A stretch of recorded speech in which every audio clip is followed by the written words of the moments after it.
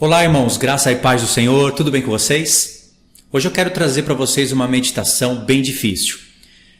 Confesso que é difícil mesmo e que até hoje eu não tinha uma direção certa desse texto.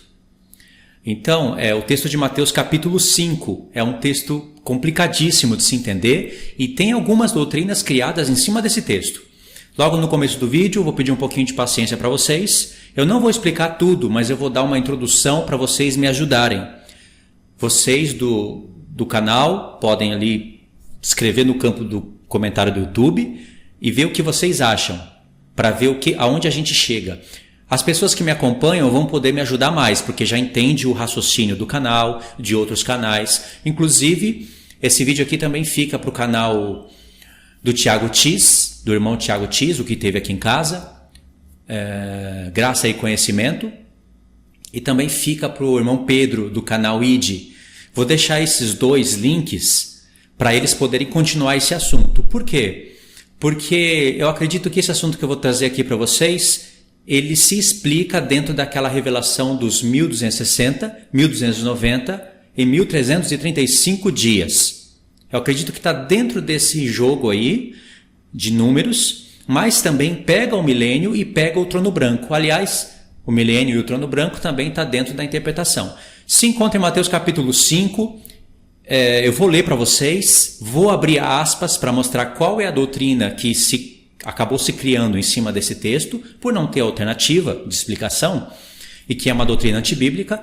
Aí eu fecho aspas e começo a fazer as perguntas para vocês, tá bom? Vamos lá. Está aqui, Mateus capítulo 5, a partir do verso 21, diz assim: Ouviste o que foi dito aos antigos, não matarás, e quem matar estará sujeito ao julgamento. Eu, porém, vos digo que todo aquele que sem motivo se irá contra o seu irmão estará sujeito ao julgamento. E quem proferir um insulto a seu irmão estará sujeito ao julgamento do tribunal. Olha aqui como tem tribunal entrando no texto. E quem lhe chamar tolo será sujeito ao inferno do fogo. Texto importante. Aqui a palavra inferno, como vocês estão vendo, é a palavra Guiena, que é o mesmo do Sheol. E aí vocês sabem o que significa, né? Lago de fogo. Alguém que insultar o seu irmão estará sujeito ao lago de fogo. Se, pois, ao trazeres ao altar a tua oferta, ali te lembrares de que teu irmão tem alguma coisa contra ti, deixa perante o altar a tua oferta, vai primeiro reconciliar-te com teu irmão, e então, voltando, faze a tua oferta. Entra em acordo sem demora com o teu adversário. O teu adversário, nesse caso aqui, é o seu irmão. Enquanto estás a caminho com ele, um texto-chave, estás a caminho. Para que o adversário não te entregue ao juiz, o juiz ao oficial de justiça, e sejas recolhido à prisão. Olha aqui, tem o juiz, eu vou frisar aqui para vocês, tá? Tem o juiz, tem o oficial de justiça e tem a prisão. Ok? Aqui que está o ponto difícil. Em verdade te digo que não sairás dali enquanto não pagares o último centavo. Olha só que difícil esse texto. E aí, irmãos, é difícil ou não é? É difícil. Se você prestar atenção, no livro de Mateus tem muitas coisas difíceis de se compreender. Qual é a doutrina que foi criada em cima desse texto? Eu vou mostrar para vocês. Eles dizem que o Senhor Jesus disse que enquanto você está a caminho com seu irmão, é para você se acertar com ele. Porque se você não fizer isso, você não se resolver com ele, está escrito que ele vai te entregar ao juiz, não é? Ele vai orar e vai ter queixa contra você. Ele vai te entregar ao juiz, o juiz vai te entregar ao oficial de justiça, o oficial de justiça vai te pôr na prisão e você não vai sair de lá enquanto você não pagar o último centavo. Claro que está falando de dinheiro, mas em outras parábolas, o dinheiro ele é convertido para as questões espirituais. Isso é parábola, né? Como que se resolve esse texto? Diz que se você depende do agravo que você faz a seu irmão, você está sujeito a um tribunal E ainda pode até ir para o lago de fogo. É isso que o Senhor Jesus está falando. Então, apareceram duas palavras-chave para a gente.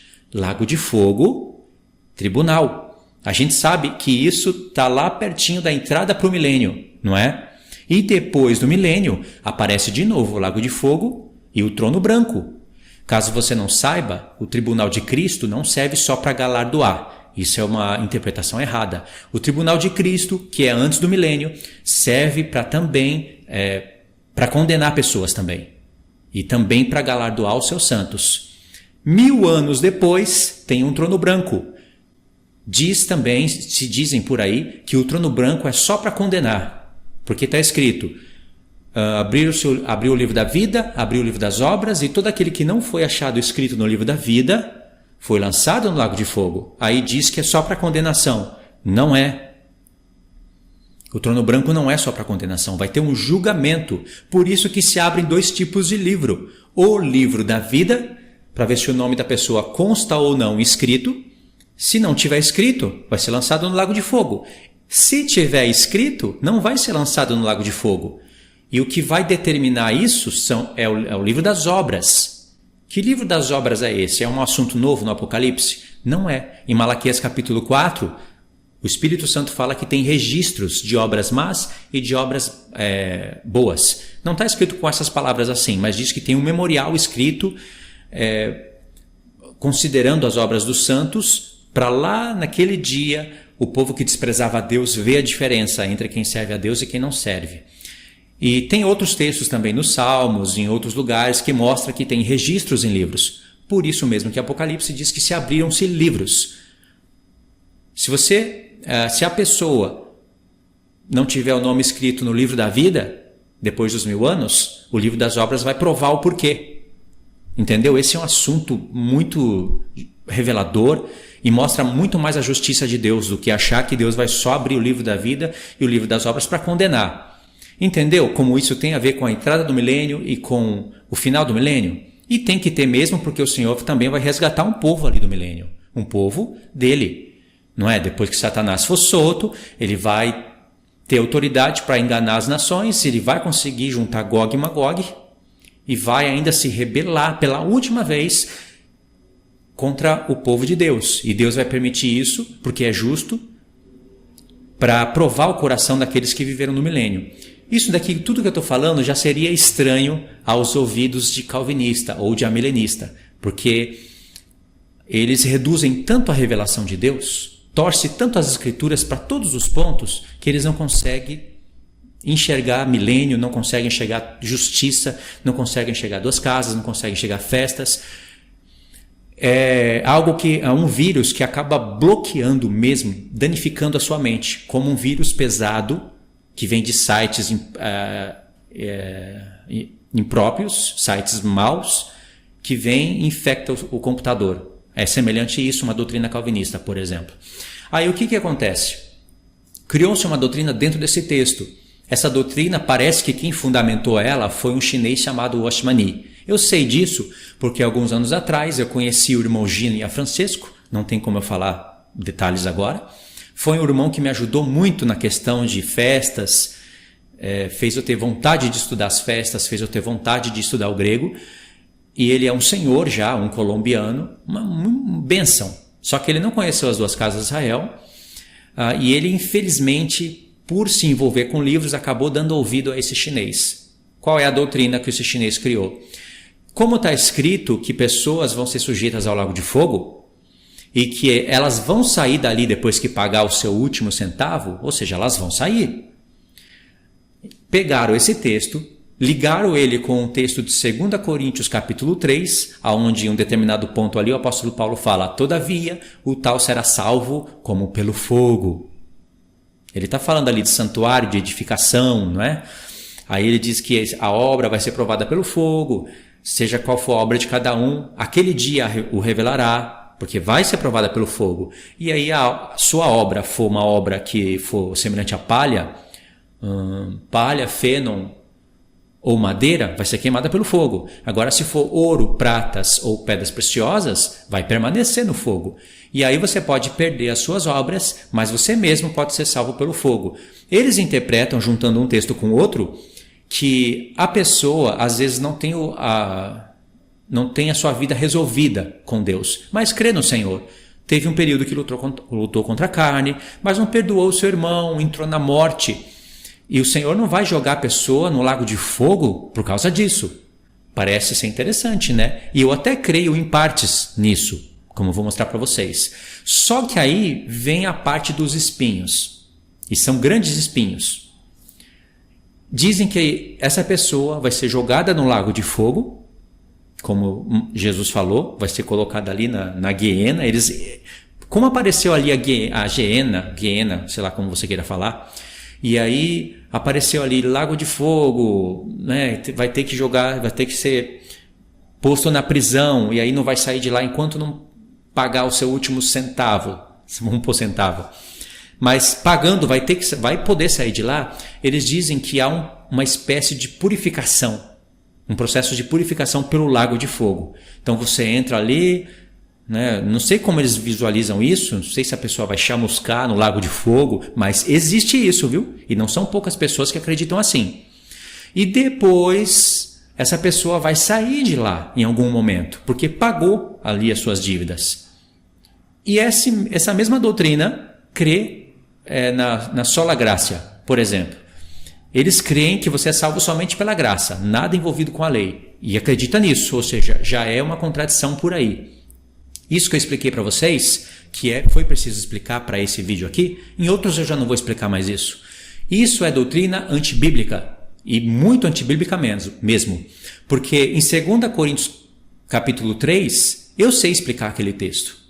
Perfeito, todavia o tal será salvo como que pelo fogo. Querendo dizer que esse é o batismo do fogo.